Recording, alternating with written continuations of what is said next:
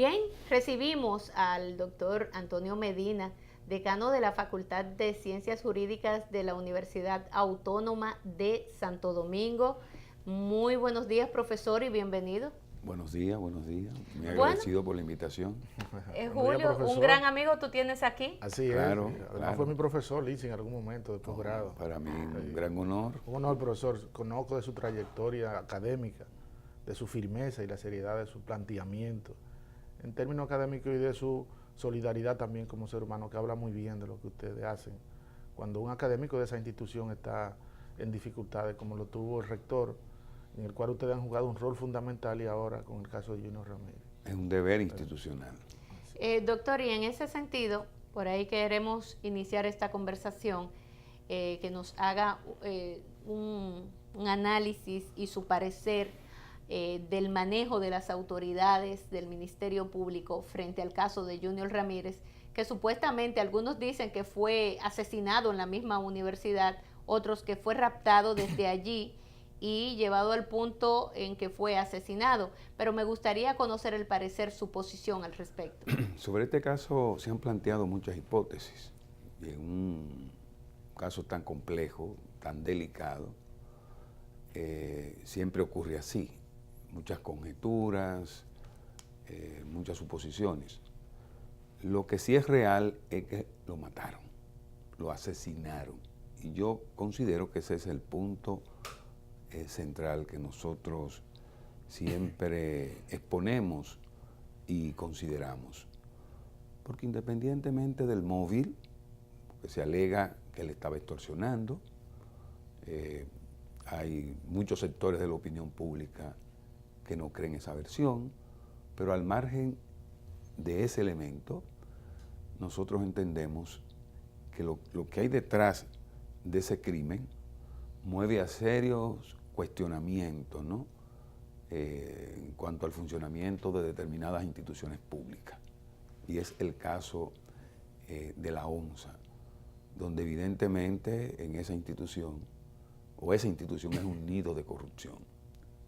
Y fíjense quiénes son los subalternos del director de esa institución, los que participaron en este hecho execrable.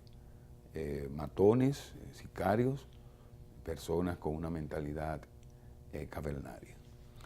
Ese informe preliminar ofrecido por el Ministerio Público y la policía en la rueda de prensa dio lugar a muchos cuestionamientos, y prácticamente la opinión pública, los medios, pusieron en duda lo planteado ahí, en algunos aspectos, no en todo.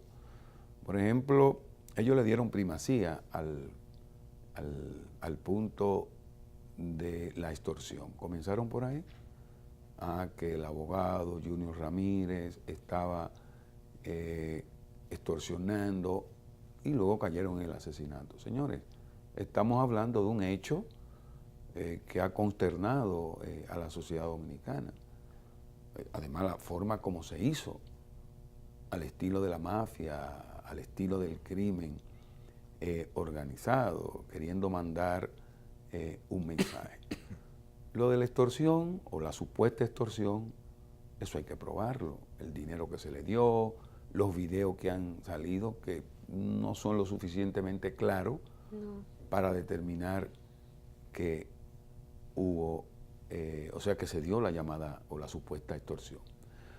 Pero sí hay dos puntos que están claros, y ya lo señalé. Uno, el asesinato, que ya hemos hablado de eso. Y dos, la corrupción que deriva en un crimen de esta naturaleza. Y eso debe de mover a la opinión pública a un llamado de atención a que se haga una profunda investigación, porque hasta ahora incluso el actual director de la ONSA dijo que habían cancelado, no, creo que a 7 personas que estaban de un modo u otro involucrados. O sea, hay que seguir investigando, porque este es un caso que está en una fase preliminar, y la sociedad no aceptará que esto se quede ahí cubierto Ahora, doctor, y discúlpame, Julio, que yo sé que te toca a ti, pero también todo ha partido desde allí y todo ha descansado y han dado como un hecho de que el asesinato provino de la onza, que provino desde allí. O sea, no hay otra hipótesis al respecto, porque fueron muchas las denuncias que hizo Junior Ramírez. De hecho, la denuncia respecto a la onza fue la menos gravosa, pero hay muchas otras, e inmediatamente, o sea, y nada de lo que se ve hasta ahora como evidencia puede demostrar que haya sido desde allí también. O sea, no deberían de ponerse algunas otras hipótesis, ampliar un poquito más la investigación y no centrarse solamente que en la onza, porque hay un mundo de posibilidades. Hasta el momento nada de lo que se ha visto es como tan probatorio, tan real, como que me convenza a mí como ciudadana de que sí ocurrió el hecho de la manera en que se pudiera estar planteando como primera hipótesis.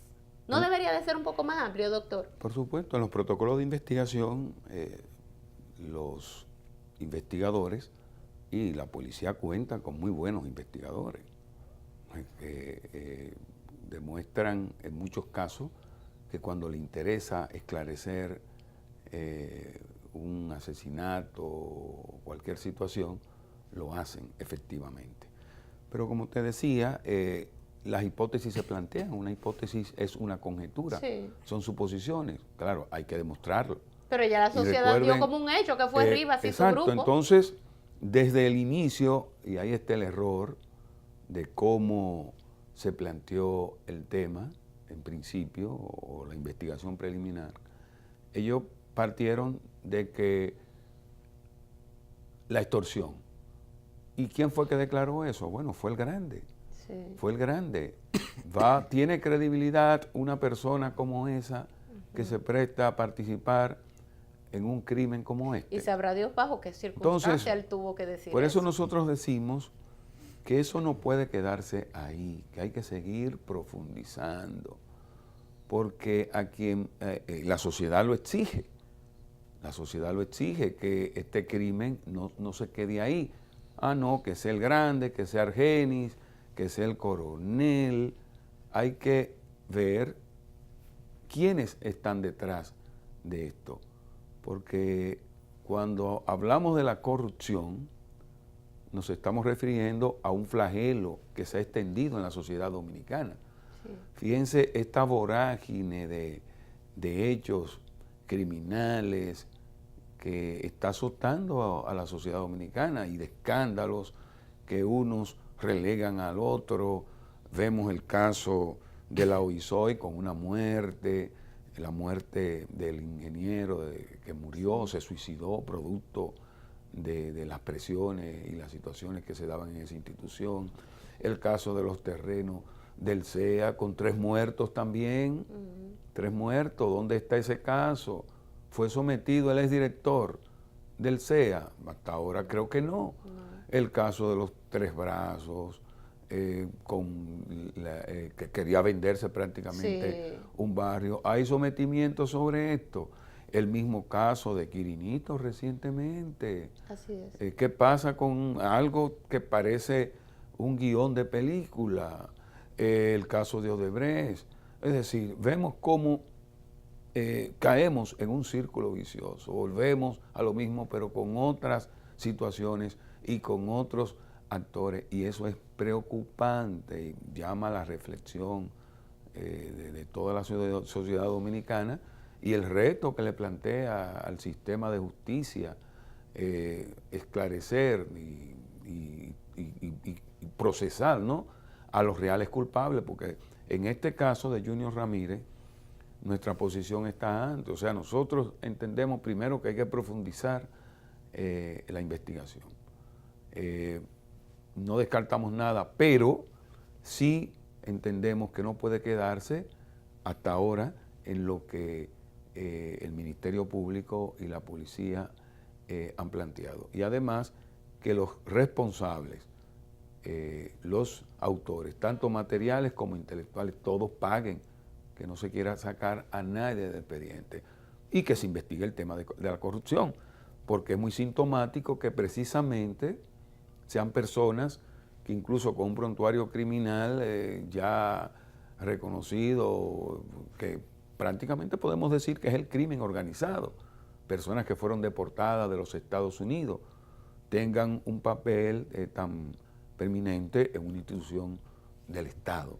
Y eso llama a preocupación. Y desde hace mucho tiempo que de la ONCE se está hablando de corrupción, denuncia de irregularidades, y no se había tomado ningún tipo de iniciativa para investigar o llevar a la justicia a esos señores.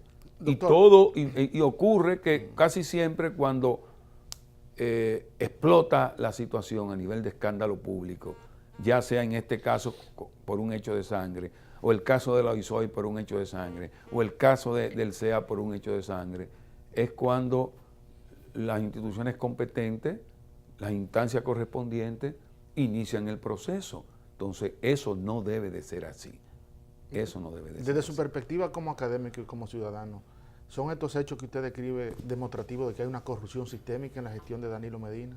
Bueno, yo diría que más que la gestión de Danilo Medina, porque no podemos ubicarla solo en un gobierno, es una cultura, eso es parte de una cultura en la sociedad dominicana y parte también del sistema político de la República Dominicana que se refleja lógicamente en el Estado. Se ve, los cargos del Estado se ven como un modo de movilidad social, pero de movilidad social fácil a través de la corrupción. Y no son 1, ni 2, ni 3 casos de funcionarios que no pueden justificar el patrimonio que tienen. De manera que yo lo veo de forma más general, como parte de una cultura que debemos de erradicar, porque si existe voluntad de combatir la corrupción, eso debe reflejarse en acciones, porque casi siempre la corrupción va unida a la impunidad. Si hay impunidad, eso sirve de caldo de cultivo, de decir, bueno, yo voy a hacer esto, pero no me va a pasar nada. Y eso tiene un efecto reproductor en la sociedad en sentido general, y los jóvenes ven eso, ese mal ejemplo, y eso va creando todo un andamiaje en la sociedad negativo, y se convierte ya en un modo de vida, lamentablemente.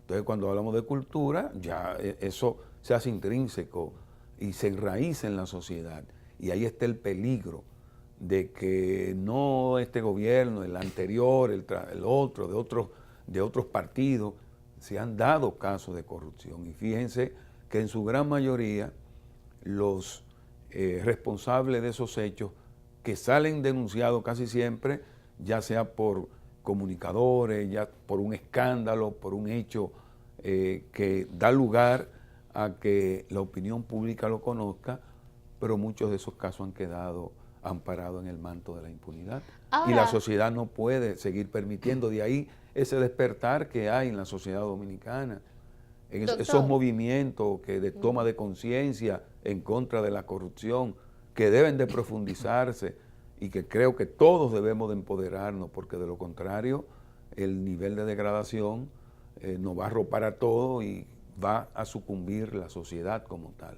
Pero, sin embargo, la sociedad está despertando, porque si bien es cierto que hace muchos años, y usted lo califica ya como un tema hasta cultural, o sea, una práctica común. Exacto. Dentro del Estado, del manejo del Estado y quienes están a cargo de funciones públicas.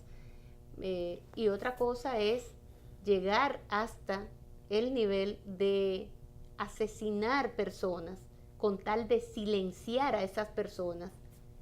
O sea, cuando ellos se ven amenazados de que van a ser denunciados, son capaces hasta de mandar a matar a esa persona para silenciarla. Además de que se le manda un mensaje a la sociedad provocando en esta miedo, temor, que es el caso de Junior Ramírez, porque muchos amigos cercanos, una de las palabras que repetían y que a mí me llamó mucho la atención es la palabra miedo. Esa fue una de las palabras que más se pronunció, y la otra que se pronunció mucho fue dictadura. De hecho, en las redes sociales primó la palabra dictadura. el temor que se siembra en una sociedad, ¿a qué lleva eso? ¿Cuáles son las consecuencias? ¿Qué tan enraizada realmente está la corrupción que ha llegado a unos niveles tales que funcionarios son capaces de mandar a matar con tal de silenciarlo? Y por otro lado, ¿cuáles son las consecuencias de esto? ¿De qué estamos hablando? ¿Hacia dónde va la sociedad dominicana? Eso lo expuse al principio, es decir, todo esto nos llama a una reflexión. Los niveles de violencia, la corrupción sistémica que hay en la sociedad dominicana, y quiero decirle no solo en el Estado, y eso se ha convertido en una práctica, y como dije al principio, en una cultura. Después de la desaparición del dictador Trujillo, y que entramos supuestamente en la democracia, si ustedes analizan en todos los gobiernos, en todos los regímenes, se han caracterizado por la corrupción. ¿Qué pasó con el triunvirato?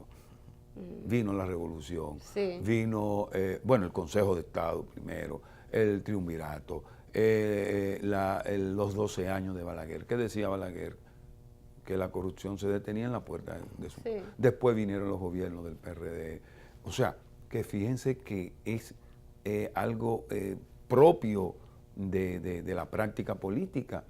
Muchos funcionarios que ustedes lo conocían, que eran personas humildes, de repente se convierten en grandes potentados, con un patrimonio que no tiene bajo ninguna circunstancia explicación, partiendo de lo que ellos perciben como funcionarios. Entonces, todo eso va creando, digamos, un enraizamiento en la sociedad y que da lugar a situaciones como las que se están presentando. Y agravado aún más cuando el tema corrupción se vincula a hechos de sangre, como el caso de Junior Ramírez, que repetimos, independientemente del móvil, lo que sí está claro que querían ocultar algo. O sea, esos funcionarios de la ONSA querían ocultar la corrupción profunda que hay en esa institución. Entonces, es el reto que tiene el sistema de justicia para procesar y llevar a la justicia y condenar a todos los responsables, que no quede ninguno fuera. Y, por supuesto, la presión de parte de la sociedad. Porque si la sociedad no está alerta, vigilante ante estos hechos para que realmente la justicia funcione, entonces pudiera ocurrir que todo se quede ahí, la gente se olvide, viene mañana otro escándalo, otro hecho, pasa a un segundo plano y por ahí se queda el asunto. Entonces, ahí es que está el peligro y la importancia de que todos los ciudadanos y ciudadanas nos empoderemos y hagamos conciencia de que no podemos ser indiferentes ante este estado de cosas, sino responder con acciones pacíficas, cívicas, ante hechos tan degradantes como estos. Doctor, ¿tienen ustedes información particular en la Universidad Autónoma de Santo Domingo que les dé la certeza en la forma en que Junior fue raptado, si fue raptado y ejecutado en la propia universidad o fue raptado y ejecutado fuera de la universidad? ¿Qué información particular manejan ustedes? Bueno, mira, Junior siempre, él impartía docencia y él andaba solo, siempre, y compartía con todos nosotros. Incluso el día que lo secuestraron y lo asesinaron, él impartió su clase a las 2 de la tarde, subió, compartió, dialogó con algunos profesores, bajó su vehículo, que siempre lo parqueaba ahí, al lado del edificio Neus, tú lo conoces, su jipeta Tajo negra. Ahí en ese lado no hay cámara, y es una falla, es una deficiencia. Se dice que fue de ahí, otros dicen que fue una llamada que él recibió. Bueno, ahí están las grabaciones que han salido. De si fue de forma violenta o no, cómo se lo llevaron, eso todavía entra en el campo de la especulación. Y nos basaríamos solo en las declaraciones que dan los autores del hecho, el Grande y Argeni, que todavía está prófugo. ¿Dónde lo asesinaron? Dicen los videos, de acuerdo a las evidencias que se han presentado con los videos del 911, ya cuando va el vehículo llegando cerca del colegio médico, en la calle que cruza, aparece el orificio pero en la parte de adelante. Recuerden que esa era una camioneta de cabina y media, y Junior era una persona corpulenta, muy corpulenta, y al pasar por el lado de donde están la puerta ahí, que hay vigilante, él se pudo haber revelado y reaccionado, porque si a mí me van a secuestrar, yo voy a hacer todo lo posible, que me pegue un tiro o lo que sea, porque como quieran, seguro que me van a matar. Sí. Entonces, hay muchos puntos que todavía están ahí por responder, porque no basta solo con esos videos y con las grabaciones que ustedes saben que la tecnología es posible todo, ¿no? Entonces, hay que seguir profundizando, determinar cuál fue el móvil real de este asesinato y además qué señal se quiso mandar con meterle 2 bloques, porque fíjense una cosa. Eso tiene una lectura. Eso tiene una doctor. lectura. Si hay extorsión y ya acuerdan un pago, que le entregaron 1 millón, que esto, que faltaban, bueno, eso debió haberse quedado ahí. Era preferible a destapar una situación como esta, porque esos asesinatos casi siempre se descubren, aun sea después. Fíjense lo que pasó con el caso de Orlando. Pero además, todo ese movimiento de irse tan lejos a tirar, y hoy escuchaba yo a un analista diciendo que cómo, estando el mar tan cerca, y era más fácil que el cadáver, porque si el cadáver desaparece, lo tiran en el mar y los tiburones se lo comen, o todo eso se hunde ahí. Era difícil determinar, dado todos los procesos que tenía, o sea, las denuncias que había hecho Junior, por ejemplo, un caso de una mina, el mismo caso de Arrua, hay muchísimos casos más que él había dado expuesto en la opinión pública, y a cualquiera pudieron habérselo pegado, ¿no? El hecho, pero ahí surgió la situación, la verdad sale, se descubre el cadáver, porque parece que ellos no contemplaron de que eso era un río, una laguna, un riachuelo, y porque la intención de meterle los bloques era de que el cadáver se hundiera, pero no pasó así, o quizá la desesperación. Ahora, ¿por qué dejan un vehículo con todas las evidencias? Un vehículo que lo iban a ubicar fácil, aún sin porque el vehículo apareció. Argenis se va para Miami y por teléfono, de manera inexplicable, le dice al grande que él está en Miami, que se va para Nueva York. Y eso no se dice por teléfono, porque cómo él se va a delatar y a decirle a alguien que vaya a buscar 30,000 pesos a donde su esposa. O sea, hay muchos puntos que no están claros en este proceso, y el interés nuestro es que se esclarezcan para que florezca la verdad y que realmente los autores materiales, todos, sin sacar a nadie, sean sometidos a la justicia y condenados partiendo del hecho que cometieron.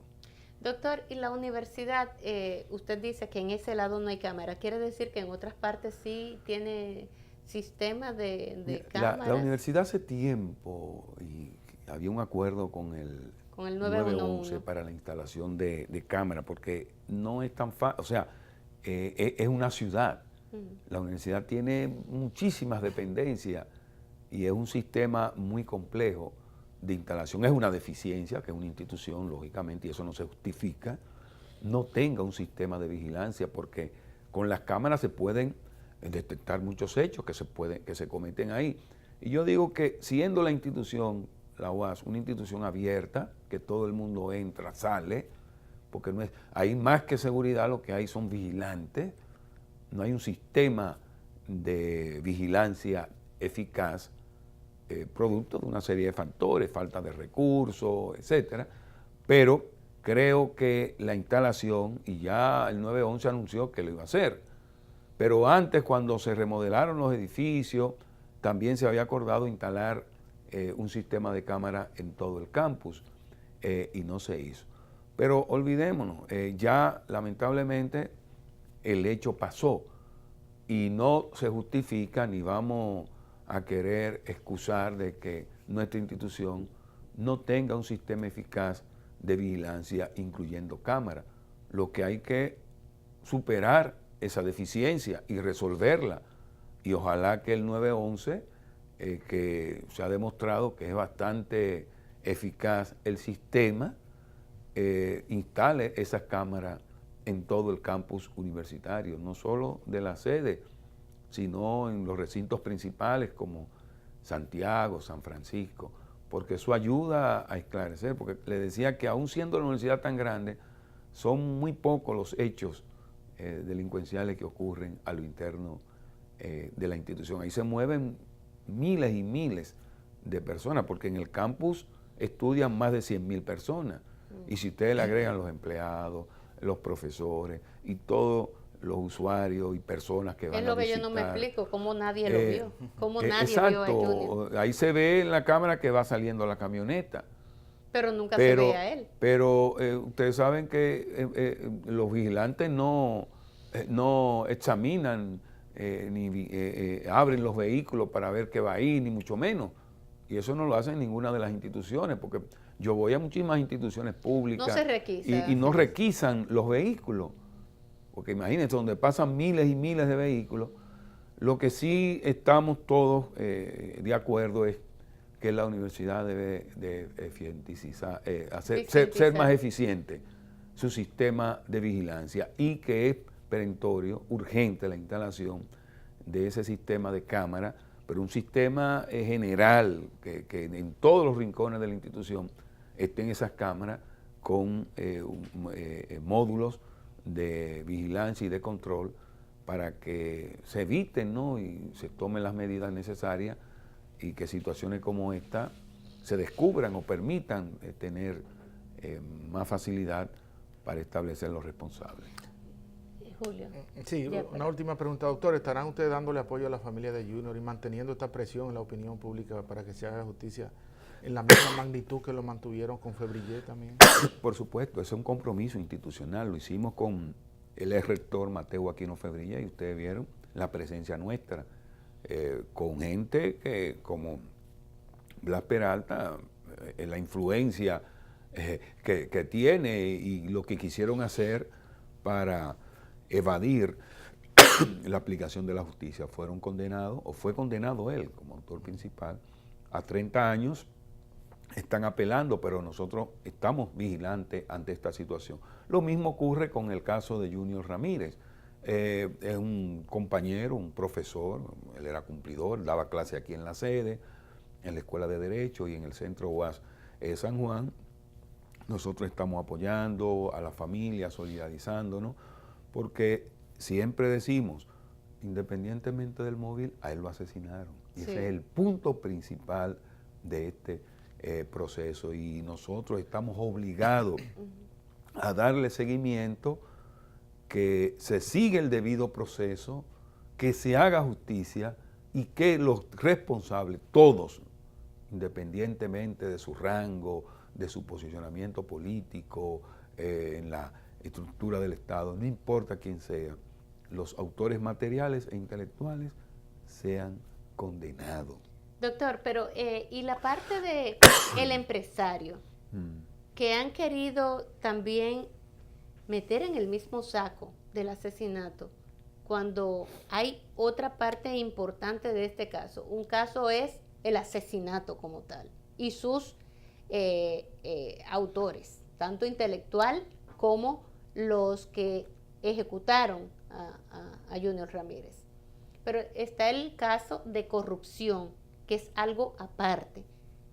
¿Cómo valora usted que se está manejando esa parte? Porque fíjese como ya apresaron al empresario, y lo que se ve es como si él estuviera involucrado en el asesinato de Junior Ramírez. Brevemente, porque ya el tiempo se nos ha... Bueno, precisamente hoy veía una crónica que salió en un periódico, un artículo, de cómo se movían los intereses, y ese mismo empresario, la cantidad de millones que movía, ¿no?, como suplidor de varias instituciones. De varias instituciones y sobre todo de la ONSA.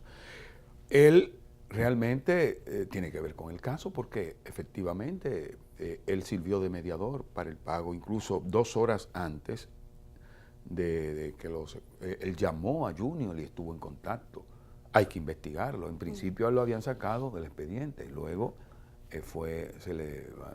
medida de coerción, o se le van a conocer medida de coerción, porque él está vinculado a esta situación, porque ¿qué hace esa persona pagando $1 millón por encomienda del director, que casualmente sale para Panamá y viene después? Ustedes saben que en esto muchas coartadas se establecen para evadir y decir yo no tengo que ver con esto. Yo creo que todos deben de ser investigados, que todos deben de estar en el expediente. Consideramos correcta la decisión de medida de coerción para los 3 prevenidos, el director, el grande y el coronel, y a los demás que se les siga el proceso, porque lo que sí toda la sociedad exige es que este caso se esclarezca. Gracias al decano de la Facultad de Ciencias Jurídicas de la Universidad Autónoma de Santo Domingo, Antonio Medina. A ustedes también, amigos, a ti, Julio. Gracias por tu compañía de cada lunes. Esperamos que esta sea una semana productiva para todos los amigos televidentes, para usted también, compañera. Lo mismo para compañero, usted. Feliz día. Igual para usted. Bueno, nos vemos mañana, amigos.